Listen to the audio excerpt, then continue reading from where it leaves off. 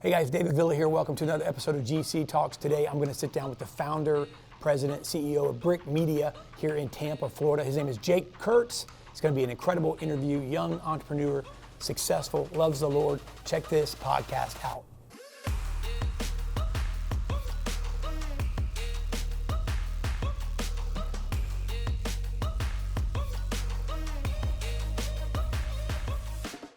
Hi guys, welcome to GC Talks. Today's guest is a true example of what it looks like to build something remarkable from the ground up. Jake Kurtz is the founder and CEO of Brick Media, an award-winning social media agency that started at his kitchen table in 2018 with nothing but a laptop and a vision. In just a few short years, Brick Media has grown to nearly 20 full-time members, serves over 60 monthly clients, has earned multiple honors, including back-to-back Best of the Bay awards and recognition from the Tampa Bay Chamber. Jake's entrepreneurial journey doesn't stop there. He also runs Kurtz Marketing Consulting, helping businesses clarify their marketing strategy, and co-founded Jolt Story and Content Solutions, turning leaders' expertise into impactful assets like books, workbooks. But beyond his business success, Jake is a man of faith, a devoted husband, a proud dog dad, and if you bring up football, one of the most passionate Pittsburgh Steelers fans you'll meet. Hey Jake, welcome to the show, man. Awesome, man. It's Thanks been for a having while. me. Yeah, Appreciate man. it, man. We've been friends for a while, and wanted to have you on for a long time. So I appreciate you coming by and hanging with me in the studio. I want to kind of jump right into it. I love having younger entrepreneurs on as well, and because it fires me up. We talked about this a little bit. As you kind of do business for a while, you get kind of. You kind of go through the ebbs and flows, the ups and downs. Right. We all do. But being around guys like you fire me up and reignite something in me. So I'm super excited to get into your story a little bit. Let me jump right into it, man. Take us back to the kitchen table in 2018. You were with a corporate marketing company in a corporate marketing role, but you took that leap from that position to starting Brick Media. Kind of take us back to that kitchen table. What was going through your mind? Yeah. And where it all began. Yeah. So 2018, at my kitchen table, Brick Media is just kind of an idea and a side hustle that I have at the time. And I mean, the story goes way before 2018. It's kind of like, I would even start it back in when I lived in Pittsburgh, which was basically my entire life up until I graduated college in 2013. And then I ended up moving down to Tampa really shortly after college. And then, my dad was, always a blue collar, typical Pittsburgh kind of guy, worked at the airlines, and, my mom worked like a office assistant type of job. And really, I just always had the mentality that I was just going to get a career in some industry and climb up the corporate ladder and always have, a safe 401k where the employer matched it and just kind of keep moving up the ladder. Nobody in my family was ever really entrepreneurial. Never really even had the thought, to be honest with you. It was sort of just something I discovered through trial and error, because I started my career in the marketing industry in 2013. Shortly after I moved to Tampa, I got a job at a marketing agency, and it was fine. It was just, I was starting my career and didn't really know what I wanted to do. I was never super passionate about marketing, even when I was in college or anything. Yeah.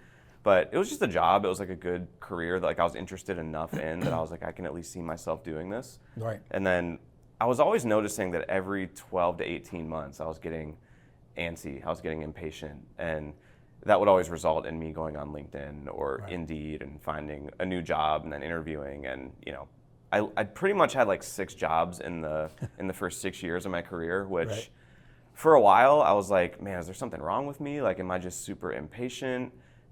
Is this going to hurt me at some point because I'm going to have a million jobs on my resume? At some point I'm going to need to stop this and just plant roots at some company and stay there for multiple years.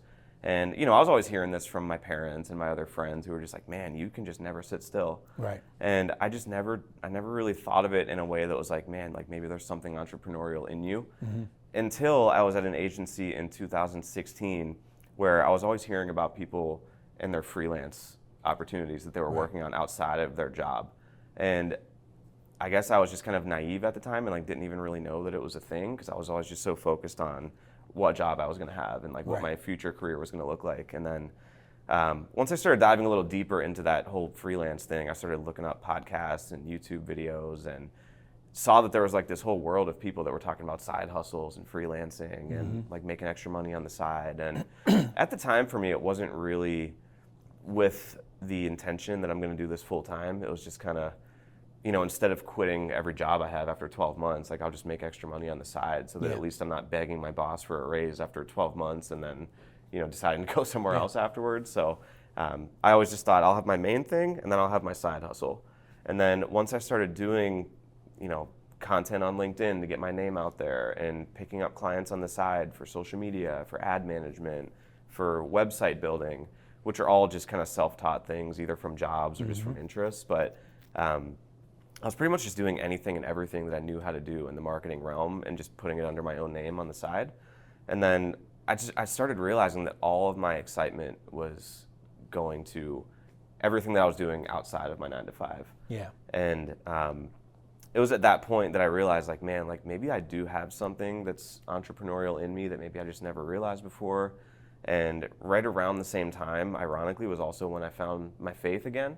Because I always grew up Catholic, and then I kind of had a big gap in the middle. And then around 2017 was actually when I started going to church again. So it was right around that same time when I was, finding my faith and finding this side hustle that I was excited about. And like I had all this positive energy and momentum going in that direction that eventually it led to, that day, like at the kitchen table, just sitting there with my laptop and realizing like, man, I really might have to take this thing full time. And then somewhere around 2018, like the early part of the year, I was like, okay, I'm like now on the path to figuring out how to get out of my 9 to 5 job and make this my full-time thing. Whereas before it was always just kind of a side hustle. But yeah, August of 2018 was when I called my boss and put in my 2 weeks at my job, and Brick became my full-time thing. That's interesting. As much as we've talked, I never heard that story, and or the part about the 6 jobs in 6 years. I can relate to that, and I think that's something that while any young entrepreneur, I remember that happened with me. I'd gotten married, and which was not recommended to get married and then not have something steady. But I didn't. And I thought something was wrong with me as well. I remember thinking, man, like, what's wrong? I can't stay anywhere. Right. And, and it's interesting because it kind of showed up, for me at least, it showed up as almost like me doing a bad job. I probably was not a very good employee because my head was always somewhere else. Right. But, and so I always kind of equated that to maybe, is there something wrong with my work ethic? Is there, but I work, super hard at what I do. It was really a passion thing. And, but it's interesting because, you didn't grow up with, entrepreneurial parents per se. So, but you had that in you. And I think that a lot of times, and this is not one of the questions, but I'll kind of deviate here. I think a lot of times it's hard for an entrepreneur, and I think that's why maybe and maybe you can speak to this, so challenging to kind of start something and get it past that place where it's successful, because there's not a lot of mentoring really when it comes to that. People that have done it before don't always share some of those types of things, because I think that those are signs. Right. That hey, there's something in me, and you're thinking, hey, is there something wrong with me? The reality is, it's kind of like that thing in you, and then finding your faith, God kind of pushing you out of that boat, so to speak. And another interesting thing too is, you talk about how you might feel like something's wrong with you if you can't stay at a job for a certain amount of time, and you're not kind of doing what you see all your friends doing and things like that. I think what made it even worse and more challenging for me was like all the negative self-talk in me all the time, and a lot of it comes from just like my childhood, like being like the smaller guy, and like I had really bad acne in middle school and high school, and like I just had a rough journey, like middle school, high school, and like never really liked going to school, and even in college, like I was never like I had friends, but like I was always like hopping between friend groups, and I was never really like in with certain cliques and things like that. And then even once I got into my corporate career, like I was always, people wouldn't really expect this now because like I'm a little bit more outspoken now, and I'm always posting content, and I'm comfortable going up and speaking in front of rooms and things like that. But if you were to look at me in like 2015 when I'm in my corporate job, I'm the guy that's in the conference room during the meeting that like I'm petrified for somebody to call on me because I don't want to have to say anything. Yeah. And like I didn't want to have to run a meeting, so I was always relying on other people to run the meeting. So when I started to feel these like entrepreneurial tendencies and like realizing that, man, this might actually lead to me being a business owner, I also didn't think I had the traits necessary that like I saw other business owners have. Yeah. And there was all this self-talk of like, you're not really that type of person. You're not going to be able to lead a team. You're not going to be able to get up in front of a room and sell to somebody.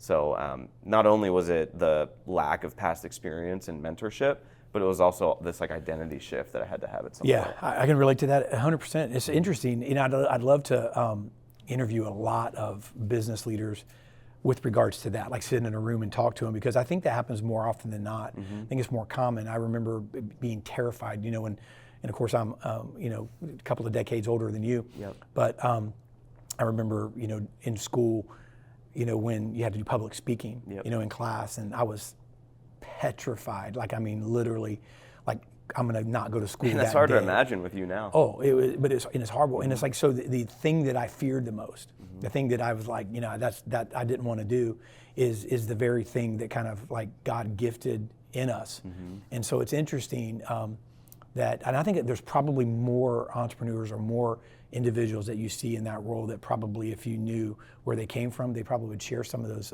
similarities. That's interesting, though. Let me ask you. So you know, growing, kind of getting into Brick now. So you're there, and I know you now. You know, as a person who's driven, and we'll get into that in a minute as well. You know, you're an idea guy. You always have these ideas, and it doesn't stem always, in my opinion, at least from knowing you, from like, hey, I want to make more money. Obviously, money follows that. But it's kind of like, you know, you want to help people, you want to pour into people, you want to do more to make an impact. But growing from a you know, solo operation to a 20-person team, and I know that didn't happen overnight. You know, that's not a small feat. You know, and again, that's a challenge. That's you know, that's something that a lot of people can't get to. What were some of the pivotal decisions or habits, you know, that made that possible? You know, over that few year span.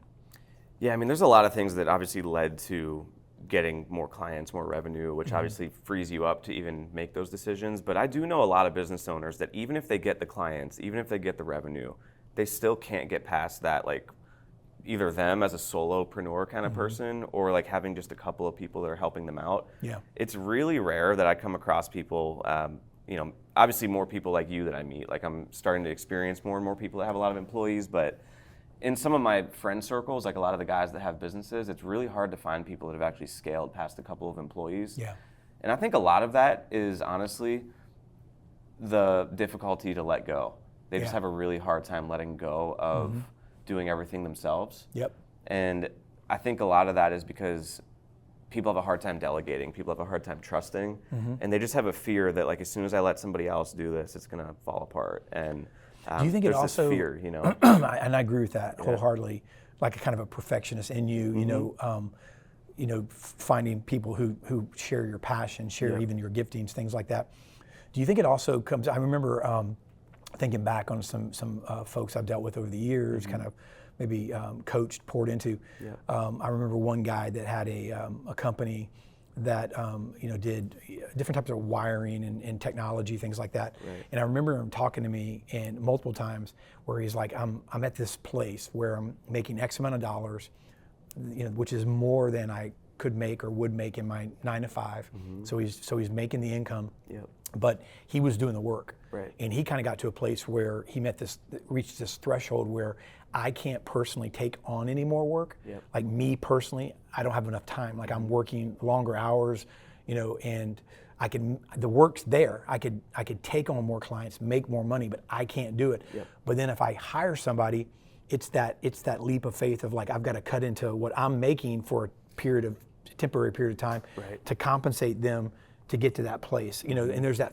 Do you think fear might take you know? Yeah, I was managing about 10 to 12 clients on my own before I ever brought anybody in for like a full-on, you know, part-time job or like an ongoing freelance relationship. I mean, I didn't have any full-time W-2 employees until like 2.5 years into the company. Okay. But I had freelance photographers helping me out, freelance social media managers, part-time social media managers helping. So I started to slowly get people involved. But yeah, I did hit that exact point that you're talking about, where I was like, if I want this to get to where I think it can go, I know that I'm gonna have to get other people involved. Yeah. And But I still am trying to figure out what it is in my personality, but I never had a hard time delegating. Yeah. As soon as I hired somebody, I trusted them to do the job. Yeah. So I'm grateful that I don't have that trait that some people have where like you have a hard time letting go. Mm-hmm. Of course I have standards and I have things that I coach people up on, but I think as I've gotten further into my entrepreneurial journey, I realized that I really like pouring into people and mentoring people, and like I don't want to do this on my own. So I like having a team, and I like being able to fire people up and get them motivated for the day. And yeah, I can share that. I don't have a problem delegating. And again, I think that there's a difference in delegating and expecting, excellence and going back and then there comes a time I think where where you get to the place where you are, where maybe you look back and you're not happy with all of the work that's being done, and then you have to go back and maybe analyze some of that and make corrections, and that's another challenge altogether. Yep. But I share that with you. I can relate to that. And again, so I think that I really feel like that it's that like that leap of faith and that procrastination that might come in during that period of time. But I think that you did it well.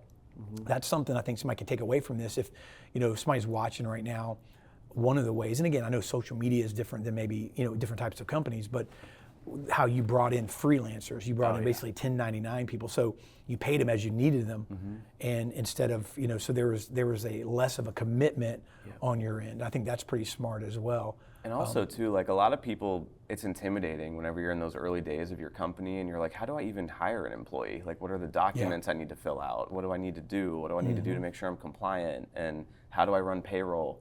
And it's an easy baby step at the beginning to just bring on freelance contractors if your business makes sense for that. Yeah. But yeah, that was a good way for me to sort of get my feet wet with what it was like to manage people and set expectations and have somebody else do the work, but without having to immediately jump in and figure out all of those other steps, which I figured out later.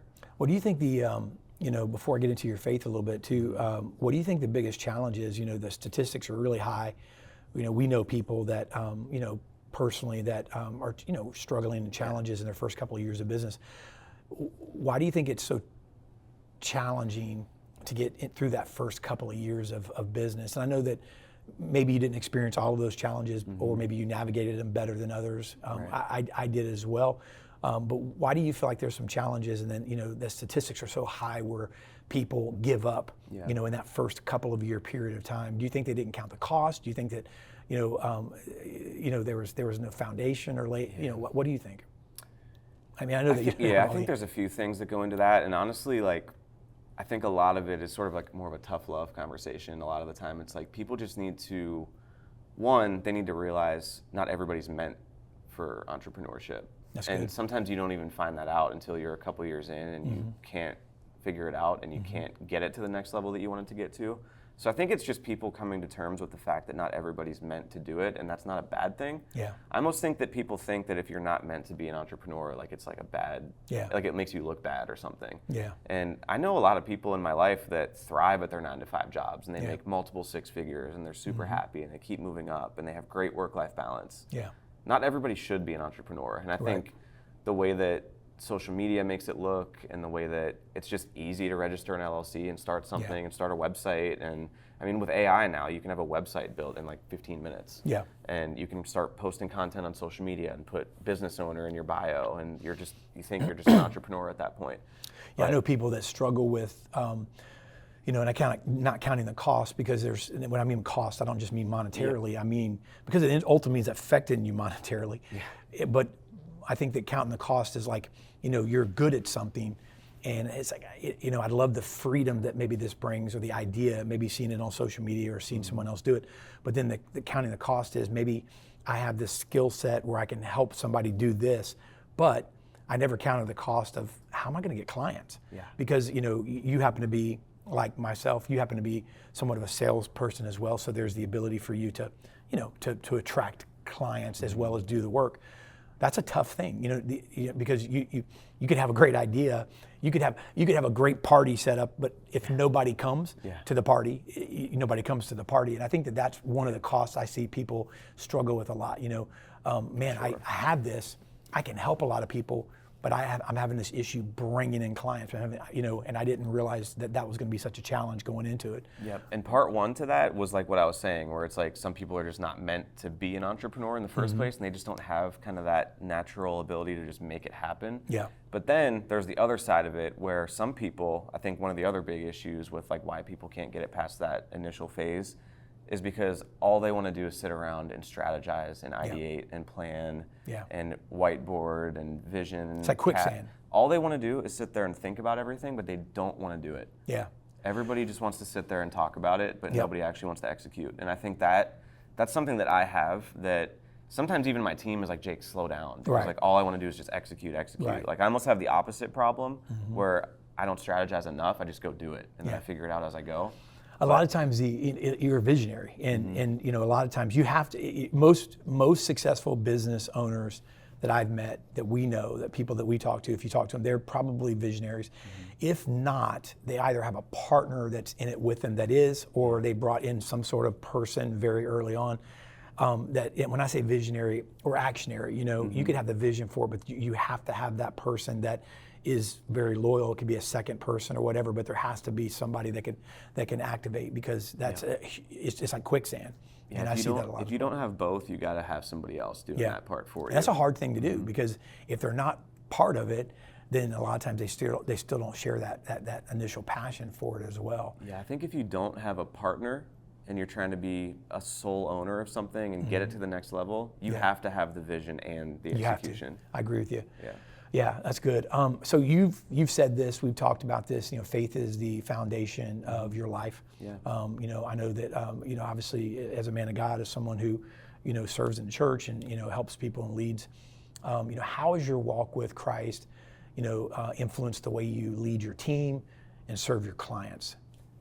I mean, it's everything. It's something that without it, I mean, just like you were saying, it's a foundation. It's like if I didn't have that foundation, as soon as I had a bad day or as soon as I lost a client, I would not know how to handle it. Yeah. And especially in those first few years when you're just getting going, like I'm so thankful that I had found my faith and I was in my walk with Jesus right in that phase, because I just always had that to lean on. And I always wear this wristband that says "Trust God, put in the work," and I like it because it's funny, because like whenever I first made this wristband, I just made it just for fun, just to wear it, just to hand it out to people. I wasn't even thinking too much about what it said, but now I've realized like this is truly the foundation of how I operate in my business. It's like the one side of it is putting in the work, which is like you got to plant the seed, you got to nurture it, you got to water it, you got to do excellent work for your team, for your clients. But then the other side of it is just you got to trust God with the harvest. Yeah, that's good. And I think Galatians 6:9 for some reason over the past few years has just been the verse that I always come back to, and that's the verse about not getting weary and doing good, but yeah, that's hard to do. That mentality for me has just carried me through so many tough seasons and tough moments. Yeah, and even in good moments, it's like I can then give the credit all back to God, because I know that it's not me that's doing everything. Like I'm putting in the work to help it set up for the best chance of success, but then ultimately God is bringing the harvest. So yeah, I love that. Yeah, I love the scripture as well that says like it's we're supposed to water, we're supposed to fertilize or nurture, and then God brings the increase. And it's a really tough thing for us type A or drivers or visionaries to do, because we're so used to leading the charge and everything else. And if in our relationship with God, and somebody was telling me the other day, I was interviewing somebody and I thought it was such a cool statement. First thing out of the gate, it was actually one of our recent podcasts, and the guy's like 83 years old. He's the owner of McGuire's Car Wax. It's like the #1 car wax in the world. The guy's been a business owner for years, and he's 83. Yeah. But he said something that's so cool. He said, I asked him right out of the gate about, why do you think it's so hard for business owners to share their faith and what have you? And he came out with a beautiful answer. He said, you know what? We don't have two lives. Because everybody thinks a lot of business owners think they have two lives.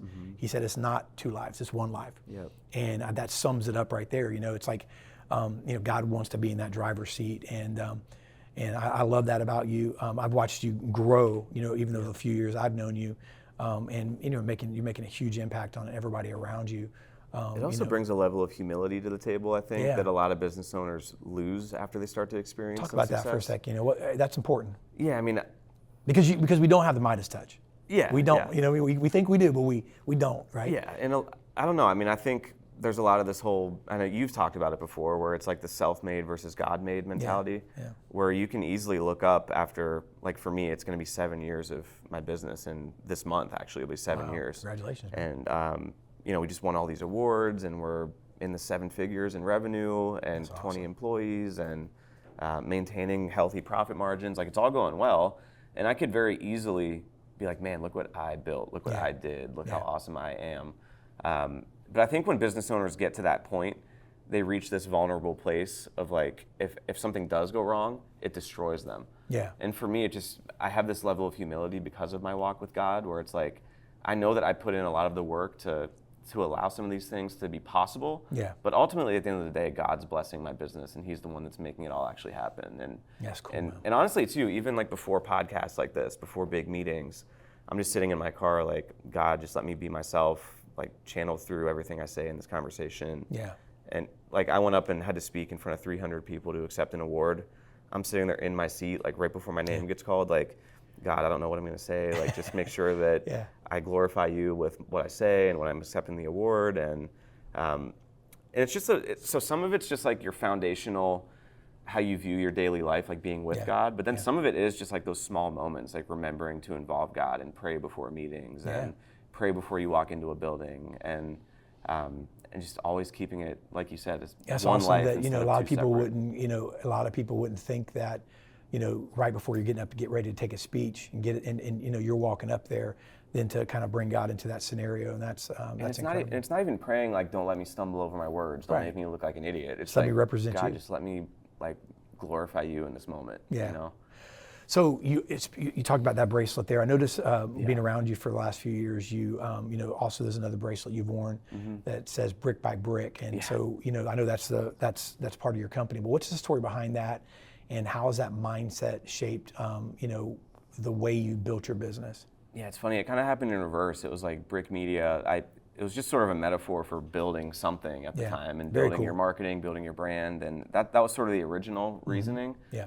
But then over time, as my walk with God got more and more integrated with my business life, and I started to realize like a deeper meaning that it could have. Now I view it as more of like that day by day consistency with your faith, with your walk with God, and how when you have God as part of your business, like you have a firm foundation that when the storms come, when crazy things happen that you don't expect, you always have the ability to get back up and try one more time. And I think in business, it's the common phrase that like you can't lose if you never quit. Yeah. And I think the way that you never quit is by having consistency in your faith, because it's always your foundational thing in your day. So for me, I just feel like I can't quit and I won't quit because I always have God by my side. That's good. So, well, I got another question for you, but before I get to that, I want to throw one more in. I don't want to let the cat out of the bag because you haven't really fully probably announced everything you're doing. But just to, you're always thinking, you're always trying to find out what's next. How can I help? How can I serve? And recently we've had some conversations where there's some things on your heart, that you want to pour back into people. So it's not, it's funny because you mentioned earlier, and I think that people feel like the whole concept of someone saying you have to be passionate about what you do. I get that, but I tell people all the time, I'm not necessarily passionate about the type of marketing that I do. Yeah. I enjoy it. I care about my clients. I care about people. But it's not like I wake up and think about, the ads that I do for my automotive clients, or that I think about, direct mail or this type of marketing. And I know that's not, you don't wake up thinking about Instagram and TikTok and, but it's, so there's, you care about people. So that when you had a recent conversation of some things that God's placed on your heart, of just kind of expanding your reach, doing some things that are, to pour back into, provide, content and teaching and training and just support for business leaders. Yeah. You don't have to get well into it, but why do you feel like that, at this time where you've got your hands full, you're doing things, you're staying busy, why more, right? Why do you think that desire, that passion starting to kind of hit you? I mean, I think it's just kind of an overflow of like when you feel like your cup is full, you want to be able to pour it out onto other people. And I think for the longest time, I just didn't feel like my cup was full. So I was just always in this, trying to fill my own cup sort of mentality. And I'm very grateful that over the past several years, like both in my personal life with my wife and my walk with God and my business, like I truly feel like I have something to give. And I'm sure I had a lot to give back, when I wasn't even doing a business, but I didn't even realize it at the time. But I just think that, Brick Media is chapter 1 of whatever I'm going to be doing in my professional life. And whether Brick Media is a part of it for the long term, like that's obviously still to be determined, and we'll see how that all plays out. But I do think there's going to be some sort of ministry or faith-based content or faith-based products. There's going to be some faith woven into the things that I do in the future. That's good. And I haven't completely clarified what that looks like yet, but I envision Brick Media being a part of a larger mission that I have, which is going to be, obviously with the intention of helping people and glorifying God through the process. So that's good. So last question here, and then I want you to, obviously as a social media guy, we'll get you to throw out how people can connect with you. You're all over social media. As a fellow business leader, and then maybe you can even speak to those listening, those that will be watching this, how do you approach letting go and trusting God with the outcome? Because I know that we talked about this and it's not easy. It's not even easy for us to do, right? Because again, we're somewhat, controlling, right? We like, and that's probably a challenge, but how do you approach letting go, trusting God with the outcome, releasing the results to Him after you've done the work and planted the seeds? And maybe you can even take that answer and kind of, maybe encourage someone listening that might be struggling with that, Yeah, for sure. I mean, the only thing that you can control in your business is 1, your ability to trust God, and 2, your ability to just put in the work. Like, honestly, it's everything always comes back to this wristband. It's crazy. But all you can do on a daily basis is do excellent work for your clients, do excellent work for your team, have integrity when you're making decisions. And as long as you can rest your head on the pillow at night and know that you put your best effort forward and you try to do it the right way, then at that point, it's your responsibility to just hand it over and be like, God, I'm doing everything I can here. The rest is in your hands. And when you're able to carry through the week with so much less weight on your shoulders, it just allows you to move faster. And even when there is an issue that you run into, it allows you to just pivot quickly and make another decision. And I think that's the beauty of being an entrepreneur sometimes, is like you have the ability to make all the decisions that you want and need to make. So it's just being willing to accept when something's not working and just move to the next decision you need to make. But all you can do is put one foot in front of the other, keep putting the effort in. And it's always going to be a constant struggle to not get the results that you want. But over time, you'll start to see that God blesses your life in ways that are related to your business, whether it's at the time that you want it or at a later time, or He's going to bless your life in other ways. Like there's a lot of ways that God's blessed my life that have nothing to even do with my business in the first place. And there's also a lot of times where I look back now and, like there were times like 5 years ago when I was praying like, man, I just want 15 or 20 employees, or I just want a business with this amount of revenue, or hey God, like I want to get a client like this. But if I look back, I would have completely failed with those situations if I was given that at the time. So sometimes now it's just more like I'm praying for wisdom and clarity and focus and, praying for guidance on taking the right steps of what's next. So it's almost like changing my prayers from what I want to the skills that I'm going to need to get to the next level. That's good. The bracelet, work hard, trust God? Put in the work, trust God? Oh yeah, trust God, put in the work. And there's a scripture that says, I love it, and I misquoted it or misunderstood it, I should say, probably most of my life. But if we commit the work unto the Lord, He will establish our plans. And I always looked at that verse as like, instead of committing my work to the Lord, it's like committing my plans to the Lord. Like, hey God, I want to do this, bless this. But it's really committing our work to the Lord, and He'll establish our plans. So 100%. That's awesome, man. So you're all over social media. You're a social media guy, Brick Media. We'll put all the handles on the screen, but just maybe shout out some of the areas where if someone's watching, if they're not already connected with you, how they can connect with you and find out more information. If you guys, I'll just give a shameless plug. If you're looking for a great social media agency, that loves the Lord, that does a great job. Jake's the best I know. Awesome. And so I'm sure you can handle the right clients and some more clients. Yeah, for sure. But just maybe tell everybody how to connect with you personally and what's the best way to reach out to you regarding Brick as well. Yeah, sure thing. So my top 2 platforms I spend the most time on are LinkedIn and Instagram. Okay. So LinkedIn, just search my name, Jake Kurtz, and you'll see everything that I'm up to on there. I post all the time. Probably too much for some people, but I love it. You know, it's good. And then Instagram, it's the Jake Kurtz. Okay. Jake Kurtz wasn't available, so I just put the in front of it. So, but yeah, those 2 platforms, and then from there you'll find everything else I'm up to. Find everything. Perfect, man. Hey, awesome interview. I think it's going to inspire some folks as well. You're a young entrepreneur, but you're super successful, and you're giving God all the glory, man. So I just want to thank you for hanging out with me and coming on GC Talks. This has been fun because it's honestly been one of the first podcasts I've ever done where we don't talk about marketing tips and social media tips the whole time. So it was refreshing and cool to talk about some other stuff. Absolutely, bro. Thank you, man. Thanks, Dave. Hey, appreciate you, bro. Appreciate it. All right, guys. I hope Jake left you fired up, gave you some things that you can take away. I appreciate you hanging out with me today. I'll see you next time on GC Talks.